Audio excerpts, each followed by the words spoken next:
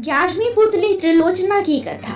राजा भोज हर दिन तैयार होकर सिंहासन पर बैठने के लिए राज दरबार पहुंचते रहे और हर दिन दिव्य सिंहासन की सुंदर पुतलियां जागृत होकर उन्हें टोकती रहीं। हर पुतली उन्हें राजा विक्रमादित्य के त्याग और शौर्य की अतुलनीय गाथा सुनाकर सिंहासन पर बैठने से रोक देती। अब तक आप 10 पुतलियों द्वारा सुनाई कथा सुन चुके हैं।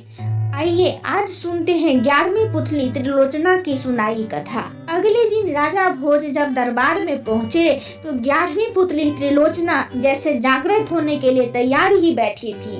त्रिलोचना बोली, हे राजा भोज, आप प्रतिदिन इस सिंहासन पर बैठने के लिए आते हैं और राजा विक्रमादित्य की कथा सुनने के बाद लौट जाते हैं, फिर भी आपने अब तक हिम्मत नहीं हारी। राजा भोज का अभिमान अब कम हो चला था। वे विनम्रता पूर्वक बोले, हे सुंदरी, आप हमें राजा विक्रमादित्य की कौन सी कथा सुनाने वाली हैं? कृपया सुनाएं। हमारे साथ साथ नगर की प्रजा भी अपने पूर्व राजा की वीरता और त्याग से परिचित होना चाहती है। त्रिलोचना ने मुस्कुराकर कथा आरंभ की। हे राजन, राजा विक्रमादित्य बहुत बड़े प्रजापालक थे। उन्हें हमेशा अपनी प्रजा की सुख समृद्धि की ही चिंता सताती रहती थी। एक बार उन्होंने एक महायज्ञ करने की ठानी। असंख्य राजा महाराजाओं, पंडितों और ऋषियों को भी आमंत्रित किया। यहाँ तक कि देवताओं को भी उन्होंने नहीं छोड़ा। पवन देवता को उन्होंने खुद निमंत्रण देने का मन बनाया तथा समुद्र देवता को आमंत्रित करने का काम एक योग्य ब्राह्मण को सौंपा। दोनों अपने काम से विदा हुए। जब विक्रम वन में पहुंचे तो उन्होंने ध्यान करना शुरू किया ताकि पवन देव का पता ठिकाना ज्ञात हो। योग साधना से पता चला कि पवन देव आजकल सुमेरु पर्वत पर वास करते हैं। उन्होंने सोचा, अगर सुमेरु पर्वत पर पवन देवता का आह्वान किया जाए तो उनके दर्शन हो सकते हैं। उन्होंने दोनों वैतालों का स्मरण किया और वे उपस्थित हो गए। उन्होंने उन्हें अपना उद्देश्य बताया। वैतालों ने उन्हें आनन फानन में सुमेरु पर्वत की चोटी पर पहुंचा दिया। चोटी पर इतनी तेज हवा थी कि पैर जमाना मुश्किल था। बड़े बड़े वृक्ष और चट्टान अपनी जगह से उड़कर दूर चले जा रहे थे, मगर विक्रम तनिक भी विचलित नहीं हुए। वे योग साधना में सिद्धस्त थे, इसीलिए एक जगह अचल होकर बैठ गए। बाहरी दुनिया को भूलकर पवन देव की साधना में रत हो गए। न कुछ खाना, न पीना, सोना और आराम करना भूलकर साधना में लीन रहे। आखिरकार पवन देव ने सुध ली। हवा का बहना बिल्कुल थम गया। मंद मंद बहती हुई वायु शरीर की सारी थकान मिटाने लगी। आकाशवाणी हुई, हे राजा विक्रमादित्य, तुम्हारी साधना से हम प्रसन्न हुए। अपनी इच्छा बताएं। विक्रम अगले ही क्षण सामान्य अवस्था में आ गए और हाथ जोड़कर बोले कि वे अपने द्वारा किए जा रहे महायज्ञ में पवन देव की उपस्थिति चाहते हैं। पवन देव के पधारने से उनके यज्ञ की शोभा बढ़ेगी। यह बात विक्रम ने इतना भावुक होकर कहा कि पवन देव हंस पड़े। उन्होंने जवाब दिया कि सशरीर यज्ञ में उनकी उपस्थिति असंभव है। वे अगर सशरीर गए तो विक्रम के राज्य में भयंकर आंधी तूफान आ जाएगा। सारे लहलहाते खेत, पेड़ पौधे, महल और झोपड़ियां सबकी सब उजड़ जाएंगी।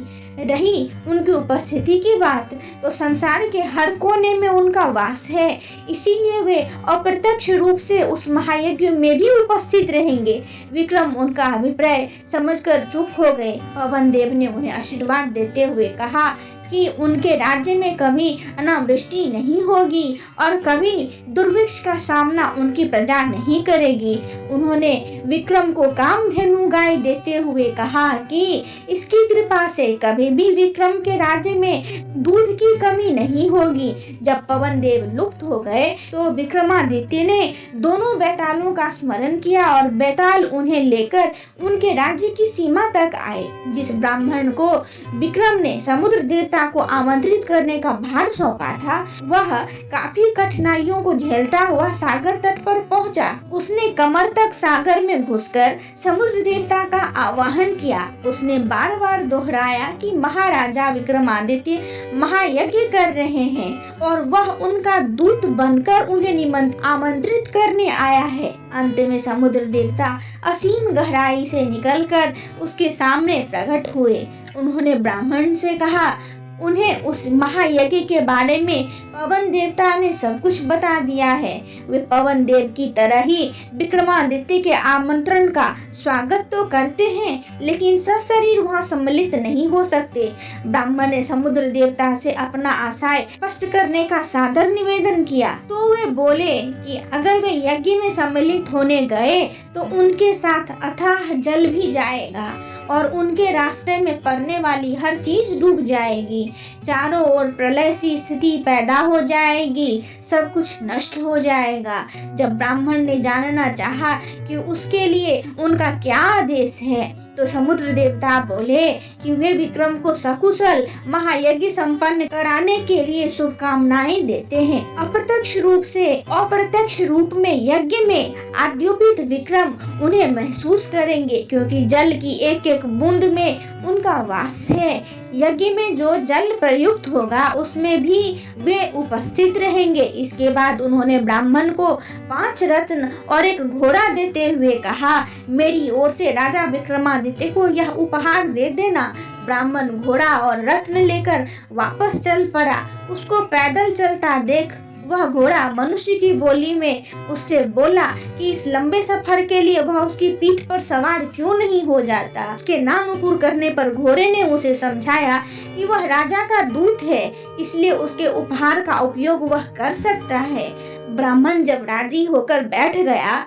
तब घोड़ा पवन वेग से उसे विक्रम के दरबार ले आया। घोड़े की सवारी के दौरान उसके मन में इच्छा जागी, काश यह घोड़ा मेरा होता। जब विक्रम को उसने समुद्र देवता से अपनी बातचीत सविस्तार बताई और उन्हें उनके दिए हुए उपहार दिए, तब बिना कुछ कहे ही राजा विक्रमादित्य ने कहा कि 5 रत्न तथा घोड़ा ब्राह्मण को ही प्राप्त होने चाहिए, क्योंकि रास्ते में आने वाली सारी कठिनाइयां उसने राजा की खातिर हंसकर झेली।